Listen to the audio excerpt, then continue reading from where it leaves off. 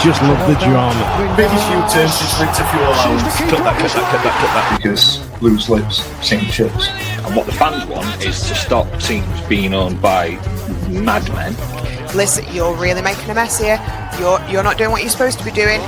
We're getting really cross with you. The sticky patch came when the rest of the team's sticky patch came, which was sort of January onwards.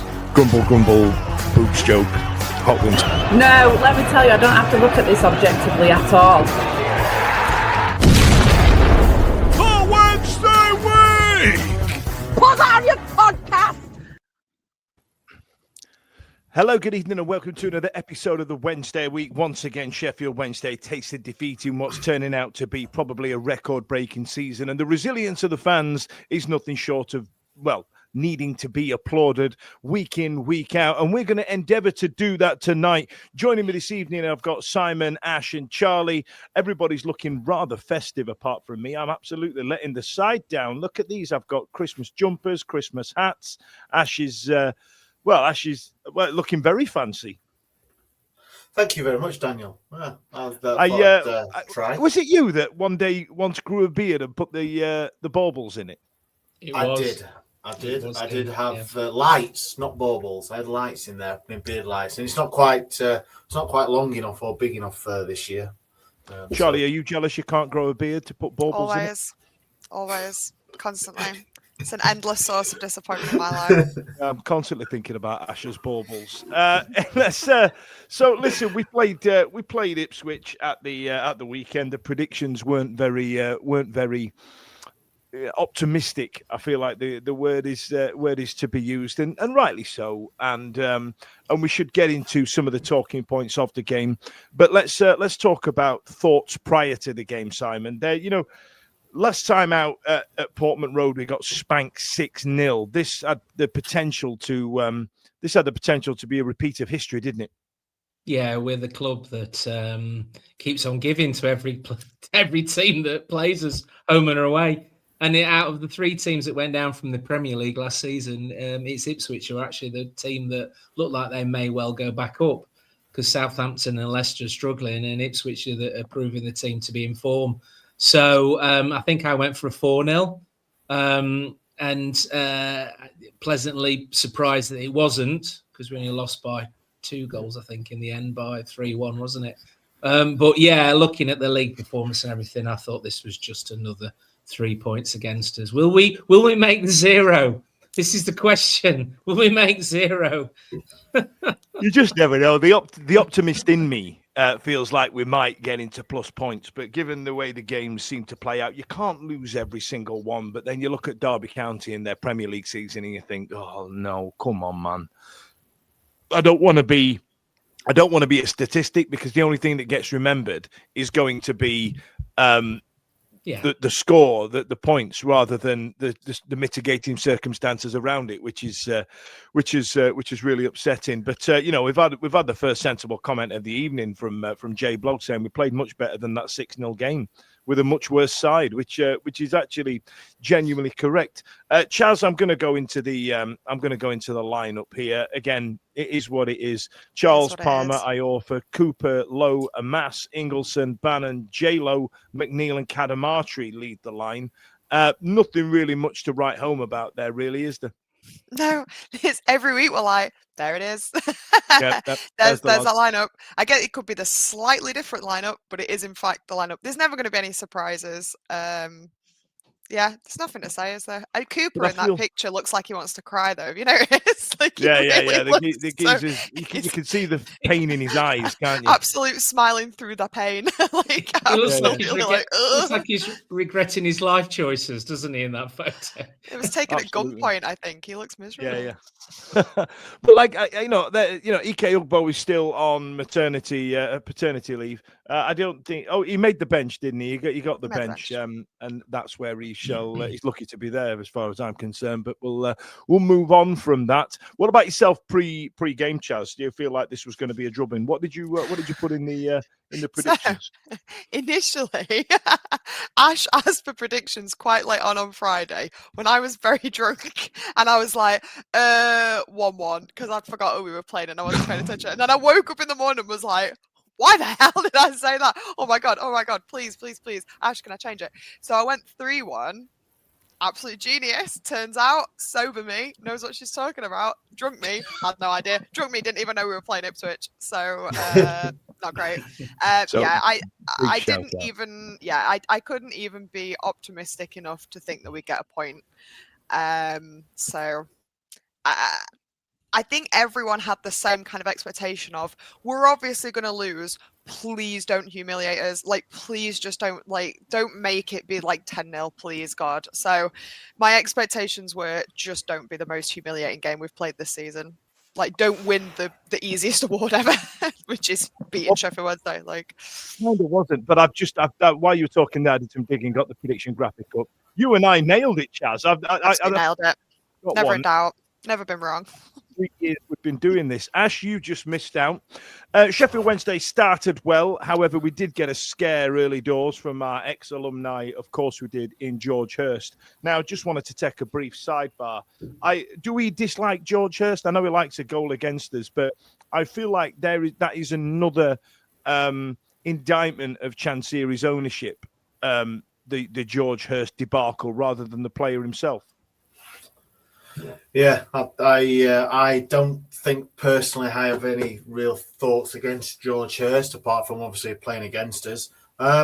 Look, there's always two sides in there, and you're never ever gonna get the truth out of either one or believe what happened. But yeah, it is looking like it's another Chancery masterstroke into that happened. But my recollection is rubbish anyway. Everyone knows my memory's crap, but I can't really ever remember George Hurst really pushing for a starting place or like Cadamartri did. That Cadamartri come in, similar sort of age, battered his way through, got a couple of goals. Do you remember them days? Do you remember them? Yeah. I can't remember George Hurst being that sought after. So yeah, do you know what I mean? The clamoring, there was a clamoring for him to play because of his name and who he was, but I can't remember that he was pushing and pushing. So for me, I'd have loved to for him to start and play and things, but obviously things happened and he wanted more money or he wanted a bigger contract or anything like that. But then Chancery thought better, or he thought better, and let him go for peanuts. So yeah. I saw him against Cambridge away in the cup a few years ago, and he wasn't that great. But he seemed to be turning it on for England, didn't he? He seemed to be scoring for England under 18s, under 21s. And then I think what stuck with me was when he left was how Leicester sort of worked it, was the fact that he went to their Belgian team, which meant that they didn't have to pay any sort of compensation. And I think that left a nasty taste in your mouth. Whatever happened with Chancery and his dad and so on and so forth was bad enough. But to then the way he went to Leicester through a backdoor route, wasn't it? That meant that there was no money that came into Wednesday, and that's the thing that got me was how he went, rather than obviously with the Cadamartri's younger brother going to Man City. That was a gentleman's agreement and we got money over it. And I think that's what stunk at the time, was the whole way Leicester went about it. Bear in mind, at the time, Leicester were awash with cash after winning the Premier League. And then they had to go and nick, theoretically, a player who was a bright, shining star for Wednesday for absolutely sweet Fanny Adams, which stunk a bit, really. I feel like that's the thing that sticks in the craw. I don't think it's the players' fault, as it were. But listen, let me just take a break from football just for this second, because I do need to address something. Now, today I was on one of those god awful Zoom calls with work, and I don't know if you can see, if anybody's watching this, if you listen to this in the car, it's going to be a frustrating piece of radio. But if I move in, you will notice tonight that I have the eyebrows of a Vulcan from Star Trek. And what's happened is I've got myself a new Botox lady, and it's, if you look, you can see, can't you? Chaz has spotted it straight away. I can't see if I don't lift my eyebrows up a little bit. I've got those hooded eyes, and they get worse as you get old and all the rest of it.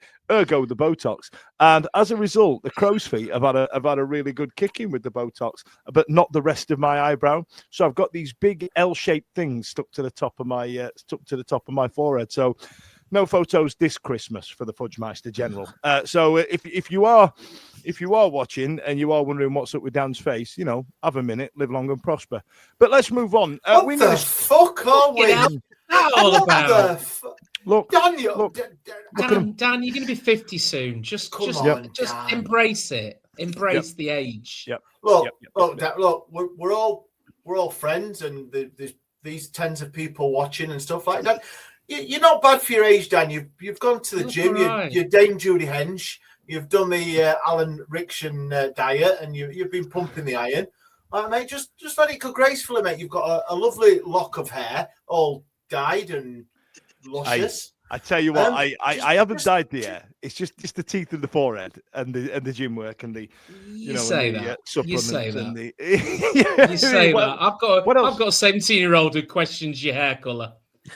Well, no, I tell you what, I've grown it, and I don't know if you can see. I've got this big flock of grey just happening here. It's a whole thing. But let's not dissect my appearance. Shall we go back to George Hurst? Yeah, let's get back to George Hurst, that rat bastard. So ananyway, Chaz, then we nearly scored. There was a moment where we nearly won. Maybe next time. We had one cleared off the line, didn't we? It was really good clearance, actually. To be fair, really good clearance. Really decent shot. Was it? I want to say it was J-Lo. I want to say. Yes, it was J-Lo. Broke really well as well. Took it really well. For once, went ball net forward go line. Oh my goodness! And sort of made the connection between ball going towards net, and were it not for an absolute, maybe not a worldie, but a very good clearance off the line. It was one of those annoying ones where it absolutely looked like it was in until it wasn't as well. That where you're literally it's absolutely gone in. Oh wait, no, it's got foot to it. Positive shot on target. We like them. They're great. They're almost goals. You can almost win games with them. Woohoo! It's so exciting. But then Ash, the same geezer in Cedric Kipre, headed in from what's become a basic issue that we seem to have had at the club under a couple of managers, under a couple of squad rotations. Are we practicing set pieces at this club or what? You mentioned it there, Dan. It's gone over a fair few years, few managers, lots of coaches, and a lot of centre-half partnerships and defensive partnerships. There is just something ingrained in Sheffield Wednesday that cannot defend set pieces. It is getting laughable, isn't it? The amount of set pieces, goals we concede from set pieces with differing goalkeepers, different defenders. Like I said, managers think, I just don't know what it is. Is it I don't know what's the I don't know. I really don't know what it is. Lack of heading concentration, defending. It is laughable that you just see that anytime there's a corner, a free kick, anything coming in, you're going to go, right, that's a goal. And it was basically a free header. I think it was it Iorfa? It was Iorfa's man. And he had got his arms all over him, but you expect that, don't you, at a corner? If he's going to get given, he's going to get given. If it's not, then you're just going to defend and get it away. And he gets hustled off the ball, and it's a free header, no complaints apart from shy to defending again. How does a man who's the first man to the ball miss the header? Who's 6 foot? How tall is Dominic Iorfa? It's impressive, isn't it? How tall is he? I mean, if you stood in a queue at post office, who's the tallest man there? Dominic Iorfa waiting for his first class stamp for You'll never sing that. You turn around and you'd be like, "Hey, Big Dom. Now then, how's the doing?" Right? Des Walker was 4'3" compared to Dominic Iorfa and won every header. Right? Yeah. The ball comes in. He's between the man and the ball, and the man behind him, who's nowhere near as tall as Dominic Iorfa, scores with a header. The guy, he's starting to do my head in. I know Holly hates him, but fucking hell, Dominic. And who keeps renewing his contract? I mean, we all go, oh, God, like Josh Windass needs his contract renewing. This guy needs his contract renewing. Nobody ever goes, Dominic Iorfa, he's somebody we really need to sign his. And for some reason, he's been with us 15 years, and I've never known anybody re-sign his contract. Did Steve Bruce go, fuck them rat bastards, I'm going to watch cricket, sign Dominic Iorfa, then I'm going to fuck off to Newcastle. I'm signing him a 20-year contract. What the fuck? He's crazy. The only thing I will say in Dominic Iorfa's defence is Ash is right. He can't spell defence, Charlie. Ash is right. Why have we been so shit at it forever? The first 3 notes I made on my little notes today are, why can't anyone in this club take a set piece?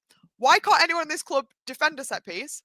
Why has this been true for 80 years? Like, why? Like, It's like he is shit, but also, so apparently is everyone who's ever played for a club. It doesn't matter where they come from, and it doesn't matter who's been the manager or the coaches. What is going wrong at this club historically that we cannot defend from set pieces?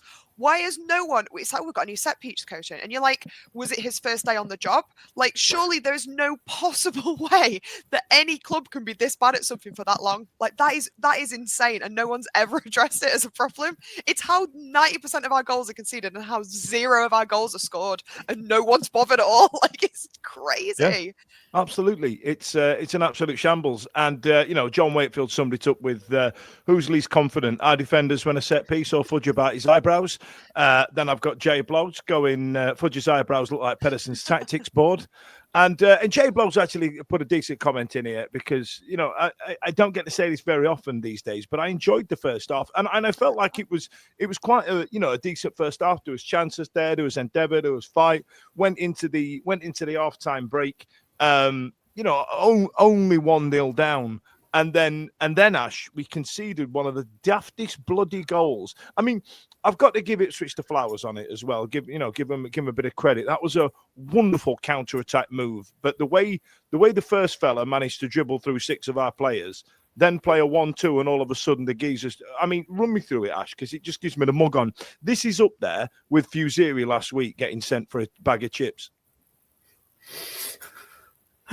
It was, it was counter-attacking football, and it just cut us open in the middle of the park. Someone, you get that tactical foul, don't you? And they just bring them down because they're on the attack, and just bring them to take the yellow card and stop the attack. And no one did anything, did they? Like you said, they just played it straight through. It was Philogene, weren't it? I do like the look of Philogene. I think he played well when he was at Hull. Literally one of the best players in the league, isn't he? Yeah.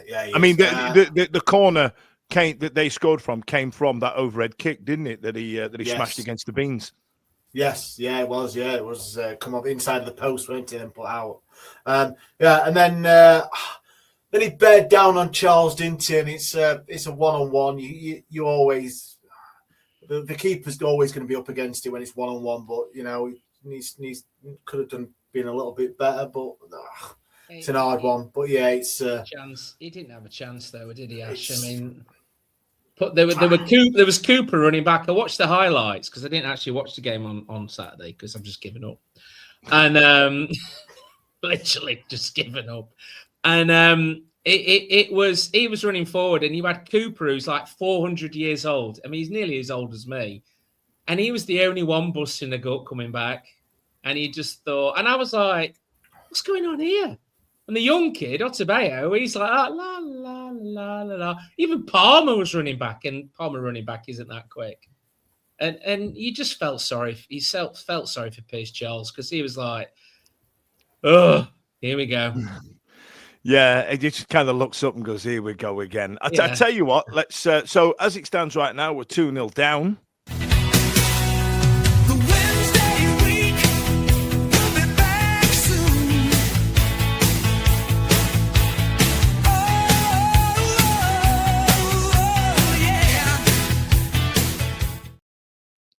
yeah. And then we had something positive to talk about the other side of this advert break, Simon. So you're looking at the updates, and then you look down, your phone buzzes away, and Sheffield Wednesday had scored a goal. Yes, it was. And it was a messy one, wasn't it? But at the end of the day, They all our count. lad again, who's almost as old as me, gets the ball and just centre back. Hang on, he's a centre back. Gets ball, and he looks like he's under duress playing Sheffield Wednesday. That somebody's got his family in somewhere, locked away in the cellar. Yeah, blink That's if you're why he's all right, playing Liam. for us. And he just hits it towards goal, and it was a great finish. It was lovely, messy, horrible centre back scoring a goal, not on his head. Just, I'm going to have a go. Bosh, back at net. Just kicked it right hard. It comes from Bannon not clearing the first man from the free kick as well. Bannon's free kick hit the first man. It dropped to Cooper, who just swung his. He just swung his leg. I love goals like that. I love messy centre back goals like that. I love the fact that you can see them going, oh, bollocks. Centre back's just hit it and it's got it back in there. There's no skill to it. It's just gone, have it. And there you go. Back at net, Bosh. 2-1. And at that point, I'm thinking, here comes the comeback. Here we go, lads. He did something Ugbo has failed to do, is that swing his leg at it. Swing your leg and hit it towards goal and it's going to go in. Or it's going to come off somebody's arse and go in. Just have a go. Don't run around pretending you're a striker and then walk off and not clap at people and this, that, and the other. Over to you, Dan. Chaz, pick it up. I'm having a beer. I was just going to say, it's great that Cooper's decided that if Ugbo can't be a striker, he will. He's just like, let me try something, lads. Oh, it worked. I kicked it really hard in that way, and it went in. And the thing is it didn't inspire anyone else to do the same, unfortunately. I did wonder, because obviously Jamal Lowe had a chance doing a similar thing in the first half, so you think, oh, maybe the penny's starting to drop. Unfortunately not, but it was nice to score a goal. I do think, weirdly, we are scoring some goals. We're always losing games, but weirdly, we do score some goals. Unless we're at home. I know we don't score any goals, but yeah, it was nice, and it was nice for him to get that as well. It was one of those nice away goals as well, where the crowd did that, where it's like that. It's not going in. Oh, it actually has gone in. It was that nice sound. The one where you've stood up and you kind of hunched over like an armadillo. Do I get up? Do I get down? It's the other end as well. So everyone's like, yeah, it was a good one. I think after the first half performance that Jay Bloggs did say it then, I think we deserved it. I really do. I think, obviously, going into it, 6-0 last time out. I mean, the first half performance, I know we went in 1-0 down and but I did think we acquitted ourselves pretty well. We've gone on about the starting 11 so many times now, and it's becoming a thing of, just saying it is what it is. We can't do with that starting 11. Apart from, now, the difference is Valerie and Fuseri have gone to AFCON. So obviously they're out with it. So it will change, but whoever's comes in, we've not got no strength in depth at all. So whoever's going to be coming in and starting that 11, it's always going to be an uphill battle. And I thought the first half was good. So for Cooper to get that goal, how scrappy it is, like Si said, I think we deserved it. I think it just gave probably a little bit of a impetus to not that the away crowd needs it, because they're always up for it, aren't they? But they haven't got that 3-0, 4-0, 5-0 down. They're at 2-1 and it is there, and you could see a little bit of belief from the players on the running back after Cooper scored. We're in a game, we're still in it, we're competitive, we're not turning round at 4-0 down going, oh bloody, here we go again. And so I think with whatever it was, I think they scored on 85th, 86th minute. We were in it for 15, 20 minutes, weren't we, in that second half? Yeah. If you look at if you're going to take any positives out of this, firstly is how amazing our fans were. Just absolutely, because it's a rate trek in it to Suffolk. I've done it a few times, and it's just a most awful trek. And they're very partisan. It's a very small ground. It's a very close knit ground. It's quite. The fans are on top of you. The away end ain't great. It's close to what UPR's away end's like. The fact that they've scored after Saturday 38 goals. They scored 38 goals and we've scored 16. And we've scored that many. Yeah, we just scored about to 60, say the same thing. and we've conceded 43, and they've conceded 23. Right, so when you go to a place like that, it like last season where we had far better team and allegedly a far better manager, theoretically, and we got hammered. So to go there and perform like we did, if you're going to take any positives out of it, is the fact that 3-1 to me afterwards felt like a bit of a result because, as you saw with my prediction, I think I was 4. I think Stevie was 5. There was only a couple of you who were in the lower echelons. We were all going for a massive stonking. And you know what? We actually only came out 2 goals down from it, so I'm actually feeling quite happy. We've played a hell of a lot. We've played a hell of a lot worse against much worse teams, if that makes sense. Yes. Like we've. I think ultimately we always run out of gas. We always run out of steam, and we just don't have the depth. And I know, like, it's making excuses, but I think you actually can make that excuse. I mean, the Norwich game really sticks in my mind. We played really well against quite a dog shit team who were really struggling, but ultimately, even the dog shit teams have got choices they can make. So with Ipswich, the idea of, in many ways, they should almost be like, did we only score 3 goals against this and conceded that's one? a shit result for them. If anything, it is, and not, it sounds like cope, but it is true. Like the fact that it could have been so much worse, and it was last season, is like it doesn't mean anything in the grand scheme of things. It's still a loss, but it does, at least it's better. And I always think about the away fans. It's like they got to celebrate a goal. They didn't watch us get beat 6-0. There's a little bit of something in there that's worth like celebrating. I tell you what, Chaz, I've been to a good few away games, and I must admit the football comes about 4th in things that I go to away games for. You know what I mean? Especially nowadays. Ipswich managed to bring off a winger off the bench that is worth more than our club who's going for currently. So that's that, isn't it? So it's, wow.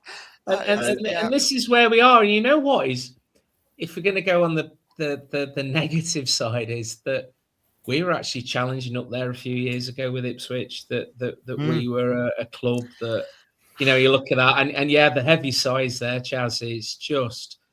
And if anything can be done from now on, is if whatever buys us, whoever it might be, a hamster, I don't know, it is to look at that business model that Ipswich have done, because they haven't done a Birmingham. They've worked from within, and they've created a team that looks like could. They have, and it looks like a team that could go back up this season. Yeah. If it wasn't for they will push Coventry and Borough towards the end of the season, and they've got a stronger team. I got chirped at today by a Hull City fan, and and I was saying that the quality of the Championship this season is quite poor. The fact that also ran teams who you would put 5th or 6th in Coventry and Middlesbrough absolutely romping the league says a lot about the Championship. And the reason being is that Southampton have come down and been trash, as of Leicester City, and they've got points deductions looming. Norwich have been awful. Blackburn have been awful. Sheffield Wednesday have gone through everything that they've gone through. This is not a competitive Championship, which makes it more irritating for me that the things that we've been going through with the chairman. It was laid out this year that this is going to be a poor level Championship year. You know what I mean? Like, we haven't got Leeds who are smashing everybody 4-0 every week and then get battered up in the Premier League. We haven't got Burnley defending the way out of the league, who somehow have become this bouncing between Premier League team. You know what I mean? Like it's not a high quality Championship, and I find it more frustrating that we're going through this year, because it just fucks me. Are you almost saying what could it have been, Dan? If we'd have if all this had come out a year before, or we sit there next year, and we sit there what ifing. But bear in mind now we're going to have 3 teams come down from the Premier League next year, let's say, right, by some miracle, and I know it's ridiculous to say that we stay up next year, Championship's going to have 3 teams coming down from the Premier League, and it's going to have Leicester City already having had served their points deduction. Southampton will have their shit together now because it's going to be a bigger ask than usual for them to get promoted. And we've got teams at the top like Preston and Stoke who are mid-table Championship teams, over the averages over the years. It's going to be a difficult year next year for those teams that come up out of League One. But, it won't matter because we'll be playing Fleetwood and Burton, or, you know what I mean, or whatever. Can't wait. I'm just going to go, before I get to this last goal, I'm going to go through a couple of comments. So Jay Blogs has gone with our subs can't change games and are coming back from injuries, so they only get certain minutes. There's no to bring on. And fatigue does kick in. It really is evident when you look at it. And then Jay also went with, let's be honest, out of the entire squad, there's no more than 5 we'd keep, not counting the under-18s. 5's optimistic there, Jay, I think, but I like. But you're right. And John Wakefield said it was such a rare sight to see us score a goal. Fudge, still looking shocked. Again, I feel like I've shared too much. I did, like when Wayne Rooney had his hair stitched in and he just turned into the steer and he went, I'm owning this. Like, I've had my hair done, yep, get off it. There are times when you should have your Botox and it's not after you're surprised. When you just got out of bed or something like that. Oh, you should have seen it. Do you remember the second lockdown when we all had to wear masks and it was 6 people in a boozer and stuff like that? And I'd go to work and I'd have a mask on. And behind this mask, I'm smiling. But there's no difference. Yeah, you know what I mean? And I remember having a tear up with a fella at the front door and he's going, you're a bit aggressive, aren't you? I went, I'm actually smiling, brother. I don't know what to tell you. You know what I mean? It's like a gym full of middle-aged ladies, your face. What's that? What, the amount of plastic slacked into it? I'm just they're sweating and they're really struggling, but they've all got the same expression. Yeah, exactly that. That was my. Sorry about that, Dan. Right then. So anyway, Chaz, let's get into this. Let's get into this last goal because this one pissed me right off. It gave me the right this one. So Jack Clark wrapped up the scoring for Ipswich with a late strike to make it 3-1. Everybody pushed forward. Otabayo went tearing in to then. What was the fucking point of that? I don't know. And also, Ipswich took the piss. Why did they have to score a 3rd goal? Like, obviously, from getting my prediction right point of view, I was like, hooray! But it was like, that's just so mean and unnecessary. You were still getting your 3 points at 2-1. It felt, and I don't think it actually was, but it felt really soon after our goal. Am I right in that? Was it really soon after, or did it just feel that way? Minutes. 16 minutes, yeah. Okay, right. So it was like a third of the half. Yeah, I was like, for some reason, it almost felt like maybe I was just so jubilant at scoring a goal that I was coasting on that feeling. Yeah, I don't know what he was walking around the house going, we did a goal. I'm ringing everyone I know, going through the phone book, and then suddenly I was like, never mind, we've conceded another one. I will just say, I never thought we were getting another one. Just throwing that out there. I really was like, obviously we're not going to get another one, and we're not going to draw and get a point against Ipswich. So I wasn't disappointed.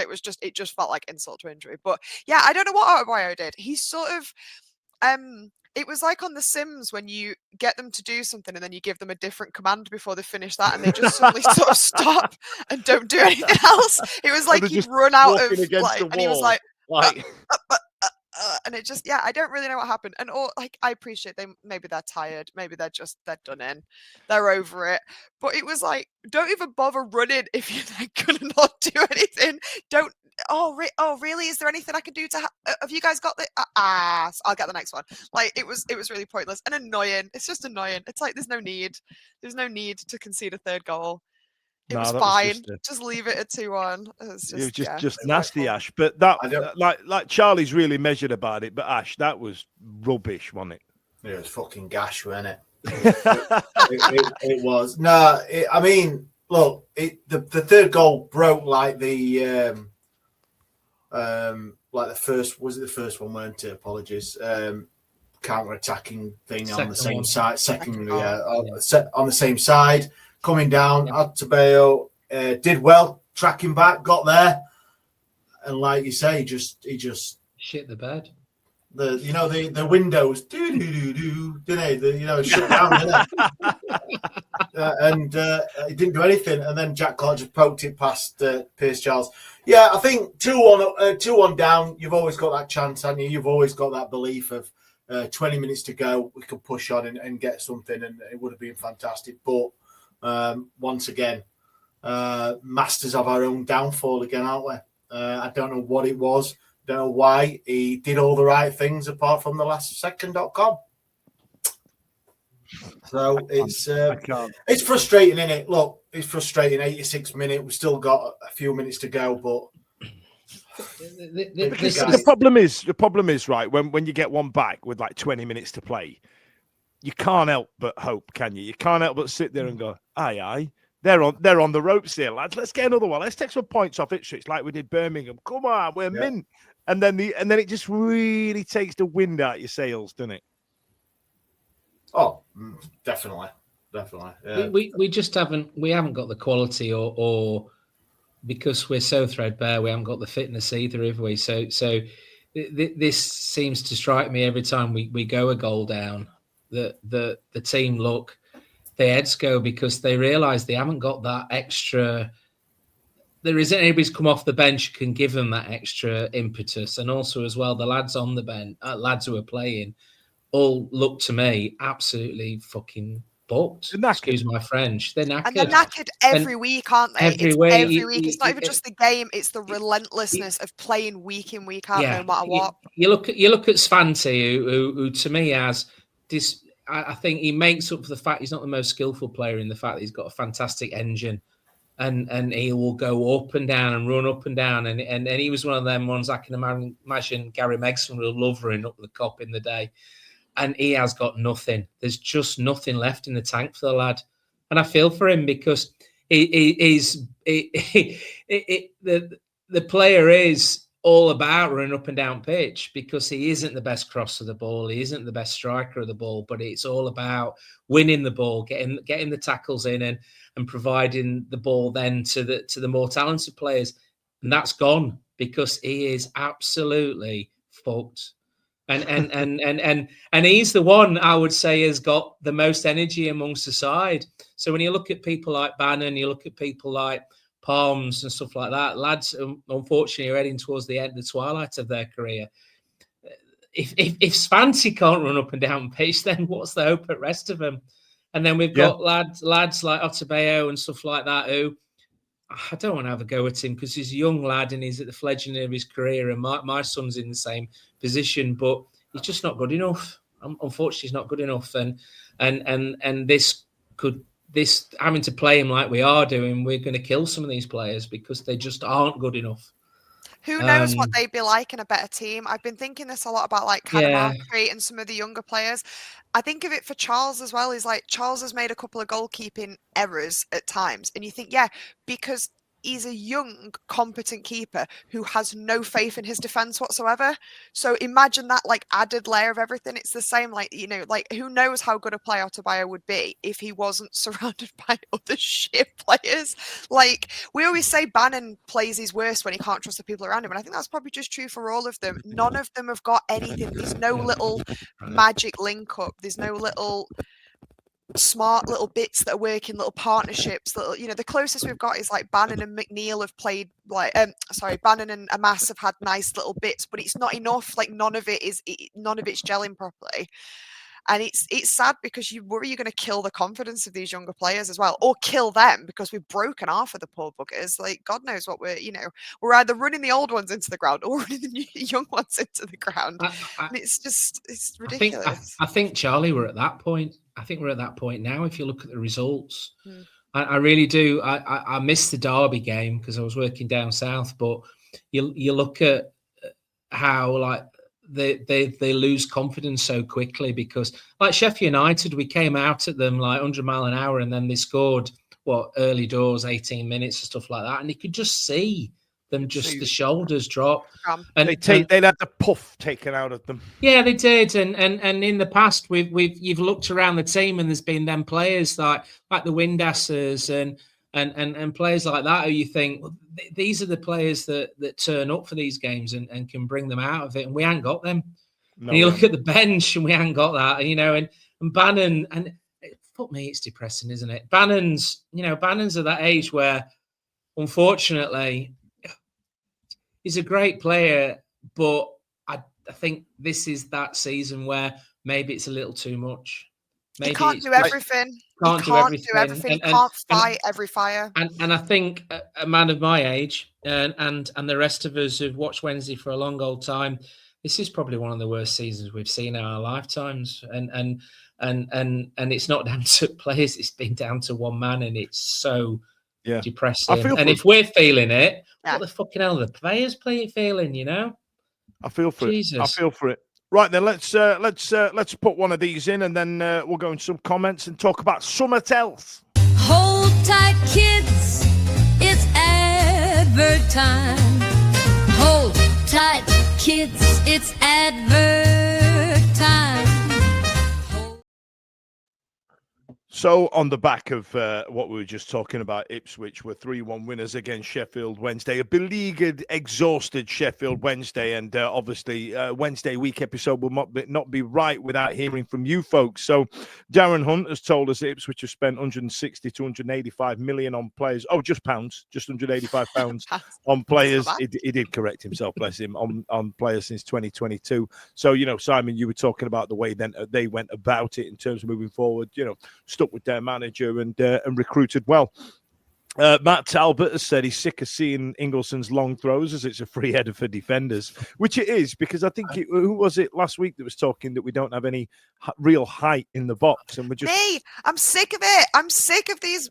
All our players are tiny and short. Dom WAWAW who can't defend a header, and he can't score an header. Yeah, he doesn't know he's tall. He's not worked it out yet. He's not worked that out.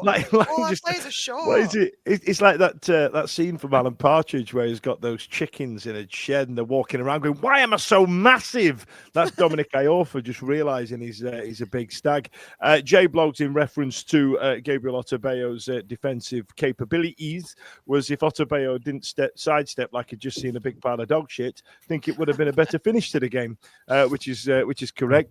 Ash got some kudos here, saying "gash" is a fine turn of phrase. He was kudos on that one, Ash. And John Wakefield has gone at 2-1. We were on top. Their keeper went down and killed our momentum. Top shithousery, and that is an issue within the game, and I feel like we need to do something about it. We also referenced last week the amount of corners that Sheffield Wednesday have had and scored none from. I think even the band now have stopped doing that rapid drum beat that they do. When we get a corner, they go, boop, boop, boop, boop, boop. We go, yeah, it's a corner. Don't worry about it, lads. We're all right. We can't even attack the bloody things anymore. So let's move on to something else now. I tell you what, actually, before I go on to something else, we do have the statistics ready. The expected goals, if you are an XG guy, played out as the score played out. But they were better in every measure in terms of going forward. So passes attempted was nearly twice what we attempted. Passes completed was more than twice than what we completed. Most concerning there, pass accuracy, 62%. Now, the biggest one, because it's more than the last two games put together, is that we had 3 shots on target, ladies and gents. 3 shots on target. That's progress. Pedersen in. It's all What was happening. the third shot? There was the cleared off the line. Cooper's goal. And then what was the other one? I don't know. Just check it. Okay, I believe you. They felt sorry for us. Yeah. Dom Iorfa. It was Dom Iorfa header.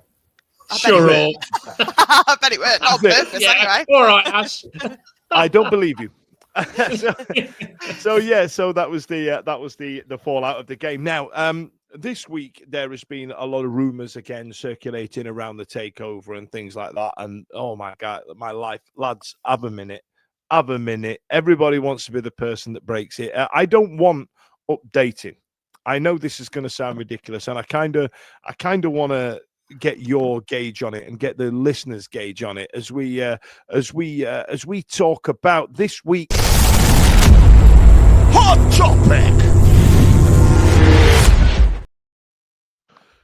So this week's hot topic is about the ITK accounts and the breaking of the news and things like that. And I want to get your comments in to talk about it. Now, as it stands right now, there's a lot of rumours going around about various people who are in the running for Sheffield Wednesday. I'm not really interested in that. It's more the accounts endeavouring to break the news that's getting up my ass rather than anything else. If that makes sense. So we're getting these unconfirmed rumors that this is happening and this is happening, and then we had those cryptic tweets last week and things like that. Why can't we just Chaz, why can't we just wait to see him on the pitch holding a scarf or a shirt or outside the south stand? You know what I mean? Because I think, do you reckon there's an element of everybody being wound up a little bit by the names that are getting mentioned with no real backing in it? I think I remember when there was like takeovery, will we get sold rumors when Chancellor was still in post before admin, and it never came to anything. It was this and it was that. And all anyone said on Twitter around that time was, a real deal will take time. A real deal. We won't hear a lot of information because they'll be signing NDAs. A real buyer won't be, the deal won't be played out over Twitter. And now we're in a situation with real adults in the real boardroom doing things. And everyone's like, why hasn't South Stand Pies confirmed who is going to be buying Sheffield Wednesday? Why hasn't Chris Wigfield put a meme out to tell me it's Mike Ashley? It's like, genuinely, and I don't even care if this is controversial opinion, everyone needs to shut the hell up and stop and just shut up. Like, it either it's real information that's getting leaked, in which case we're just potentially tanking the future of our club, even engaging in that kind of like gossip and stuff, or, which is far more likely, is they're all morons making shit up all the time, or just going, everyone's got a little bit of info and blowing everything out of proportion, because for what? You're going to get a bunch of Twitter likes for Twitter Blue. Get a life, get a grip, everybody. I'm sorry, I think it's ridiculous. The journalists are breaking stuff that isn't always true, but for the most part, at least the journalists will have used credible sources. If they've been misinformed, that's fine, but at least they're journalists who are actually paid to do these things. I do not understand why I understand that we're all really eager to know what's happening, but the idea that this isn't playing out over Twitter where everyone can access it, good. I don't want the sale of my club to be played out over Twitter by a bunch of crackpots. Like, I don't want that at all. That would be insane. That's why Adam Shaw was always so disappointed, because he was always going on a podcast talking about his business plan.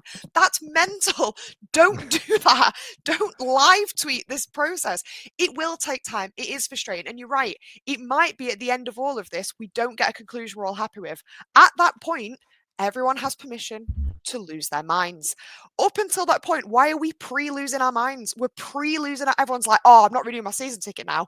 Why? Because a pie might have said something, because a guy that has no information is sharing a WhatsApp with Chris Wigfield in it almost definitely is not accurate. There's no way that's true. If it is true, that sucks, but it's like everyone's getting pre-upset about everything. Yeah. And I can't understand how we've gone from being like, we'll be patient because the right deal takes time and NDAs will be signed, and I don't even want to hear any names, because why would we want to know that information? Because that means things aren't being done. And then suddenly it's like, when will Joe Cran break this news? I'm sick of not hearing about whether it's Mike Ashley or not. You can't win. It's crazy. And as for the in the know accounts, anyone who's truly in the know would not be tweeting about it. So well, Charlie, we've had a comment there from we've had a comment there from John Whitfield saying, "So Charlie, you're saying you're a fan of ITK or not?" I am not. I don't think your rousing speech got your point across there, Chaz. But it's nice to know where you are. Seriously, Simon, what do you reckon? Do you feel like some of our fans have been kind of sexed up a little bit by? Because bear in mind, people like the mega billionaires that have been mentioned, we haven't had them confirm it. A lot of it's been on the grapevine of these billionaires, and because people like Mike Ashley get mentioned, and it's not one of those American franchise billionaire owners, everybody's like Charlie says, pre-pissed off. Like, we haven't had any confirmation that they're involved, lads. Heaven forbid that we would choose between an American billionaire and an English billionaire. I mean, but there's an element, but we might be annoyed. There's a billion here and a billion there to take away. Right. It's just, I'm massively in the camp of Charlie here. It's just fucking bullshit. Right. So, right. Cast your mind back. I can cast my mind back a lot longer than you guys. Right. Is that, it used to be the Green Un. Do you remember the Green Un? I do remember the Green Un. People used to write into the Green Un. used to read letters. I love that you went down. Hey, ladies and gentlemen, welcome to Nostalgia Cast. Nostalgia Week with Simon. So this is the man Remember who kettles doesn't have, we used to have to this put is in the the man fire. who doesn't have Botox nor does dye his hair. So this is. So you used to go into the gate or the railway, and there'd be a bloke at bar going, "Fucking hell, Ron Atkinson's ain't got a fucking clue how to play John Sheridan. Fucking wank. I know who's coming in next week. Going to shine Roy Keane." And everybody would go, "Oh God, pass me a pint of Wards. He's a right knobhead, this guy." But now, all those knobheads have got mobile phones, right? And they call so the pie, for example, brilliant. Called out Alan Nixon. Now he's become an absolute fucking idiot, right? I know everything. No, you don't. You know fuck all, right? There's a company being put in charge of running our administration who ran administration for many other football clubs, Crystal Palace, etc., etc., etc. Loads of other football clubs, right? The fact that he's a Wednesdayite, to be honest, Chris has shot himself in the foot here by saying, I'm a Wednesday fan. Because, to be honest, he should have just kept his gob shut and said, I just work for an administrators, because everybody's gone, oh, he's going to do the best for us.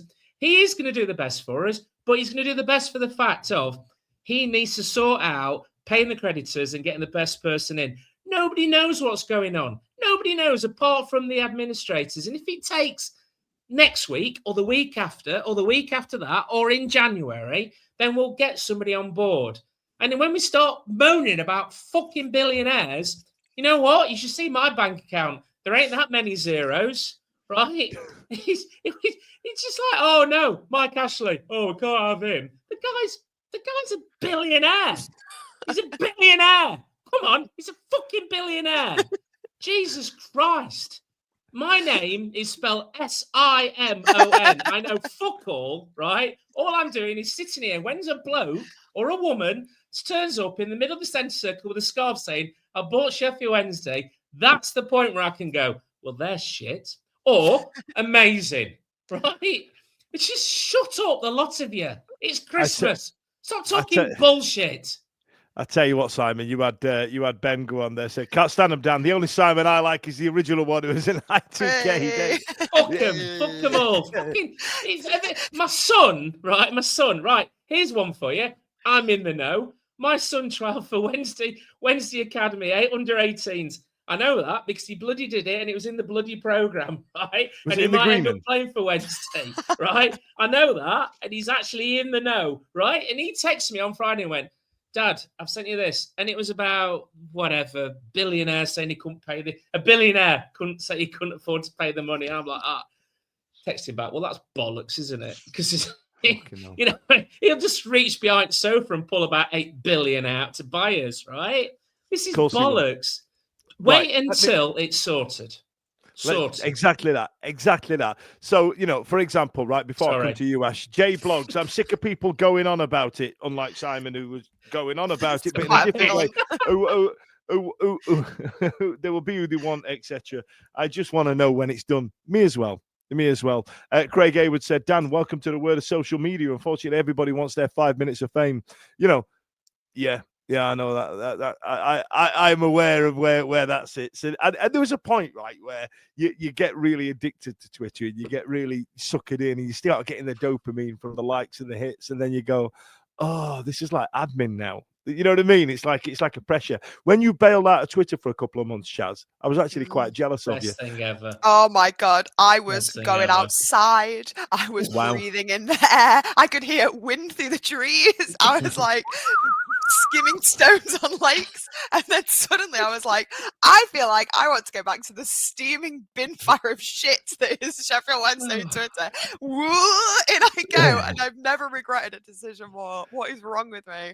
Taking psychic damage from my phone every single day. And for what? For what? Nothing. To occasionally post a meme. That's all I do. But there you go, right? So John Wakefield said, new owners, new players, it's all the same. Football fans have always wanted rumours. If it wasn't on social media, people would be calling Team Talk. Hey, do you remember Team Talk? 0898. Oh God, I don't want not them one side. Unlock memory there. No, And then- I'm a bit older than you. I remember Yeah. Talk.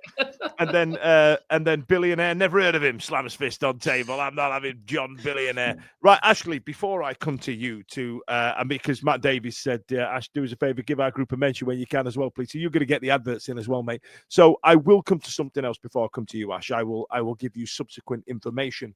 Now, my part-time colleague Simon Jordan's been on. He's been back on the radio today, and he's been asked about Sheffield Wednesday. Now, this is a little bit wordy, so bear with me. So SJ has said Chansiri wants to get paid 15 million for all the car crashes that he's put upon this football club. The EFL preserves that rule. He continued, what's happening is all these buyers that apparently led the administrator to believe that it was a 30 million plus sale on the table have suddenly disappeared. And Ashley's gone, I tell you what, I'll give you a fiver. Call me when you need me. That's what he said last week. And he'll pay the price that he wants to pay for this football club, which is how you buy a distressed asset. And all these so-called know-it-all Sheffield Wednesday fans are passing observations about how it gets done now, and it doesn't get done. The reality of it is that you've got a couple of people that are pining on about how this football club should be bought.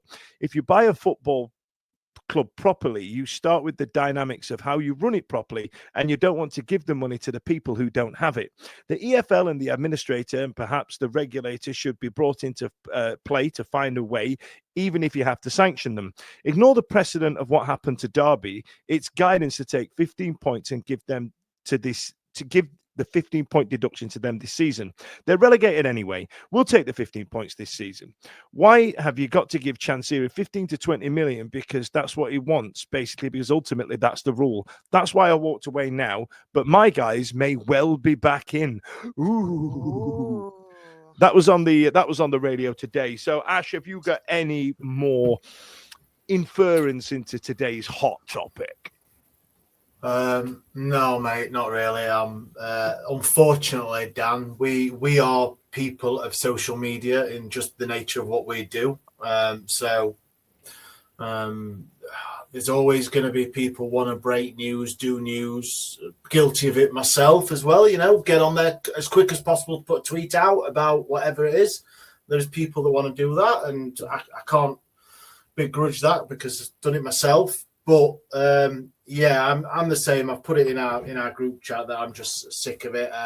I've said it. I say it with transfers as well as selling of my club. Is that I just want to see whoever it is in the centre circle or touching the welcome to Hillsborough sign, like Simon got accused of earlier today. It was funny, that was North Yorkshire Owls. Everyone thought he was the new. A couple of people thought he was the new owner. Unfortunately, not. He's. I'm not. I'm just sick of it. It's if people want to. The thing is, though, you don't have to view it. So on social media, people can put whatever they want. These in the know accounts, they can spout whatever. It's up to you to read it, to interact with it, and choose not to. So it's easy just to ignore it and move on. For me, I know a lot of people can't do that. They do want to interact. That's their prerogative. But yeah, it isn't. It just doesn't seem to be helping, does it? No. Nothing like that helps. It always comes across as a hindrance. People putting out these screenshots, if that's true, or from a WhatsApp chat, if it's true, if it's fake, if it's made up, just if it's true, why are you sharing shit like that? If it's fake, why are you spending the time making shit like that up? That's where I am. Even if it's not fake, right? Men's group chats are an absolute toilet. Chaz, have you ever been introduced to a bloke's group chat? I'm in one. Yeah, I was. She's in last man standing. 50% gym, and the other 50% is poo. That's all it is. It's just gym and poo. And occasionally really knob gags, really rude jokes. That's all it is. I think the problem we've got here is that the EFL state that if we go into administration, which we have done, is that major creditors, as far as what I understand, is they've got to get 25 pence in the pound. This is where this 15 million's coming from Chansiri.